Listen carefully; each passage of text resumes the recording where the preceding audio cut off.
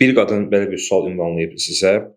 Deməli, bir övladı var onun, təqribən 36 yaş, 34 yaşı var. 28 il bundan qabaq atası ilə anası ayrılıb.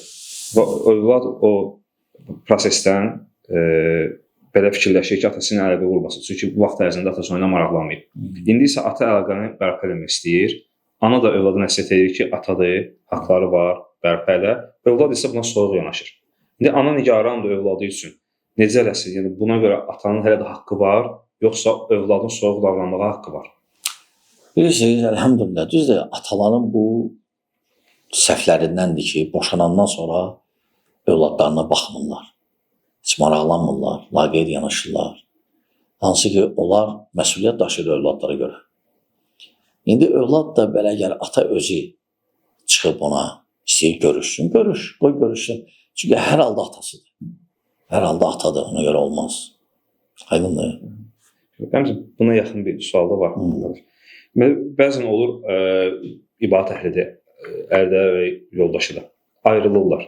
Və qadın şəriəti bildiyi halda, şəriəti bildiyi halda şəriətin qaydalarına yox, məhkəmənin qərarına əsasən övladı vermir ataya, görüşdürmür və məhdudlaşdırır. Yəni orada qayıtmır, amma ayrılma səbəbi şəriət olur. Şəriətdə filan boşluqlara görə yoldaşından ayrılır, tələb edir ayrılmaq. Sonra övlad məsələsinə gələndə orada şəriətdən qaçır. Düzgün deyil. Əslində düzdür, şəri cəhətdən boşananda uşaqlar ana yanında olur, anaya ehtiyac olan həddə qədər. Yəni elə ki, artıq böyüdür, anaya ehtiyac yoxdur, yəni uşaq kimi deyil də, özünü idarə edə bilir. Uşaq seçim eləyə bilər. Amma uşaqlar atanındır. Ona görə uşaq atanın soyadını götürür. Hətta boşansa belə.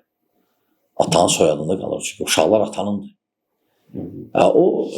O da müşkül məsələlərdən biridir. Məsələn, boşanma olur və ana qoymur atana görüşməyə uşaqları. O da böyük səhvdir.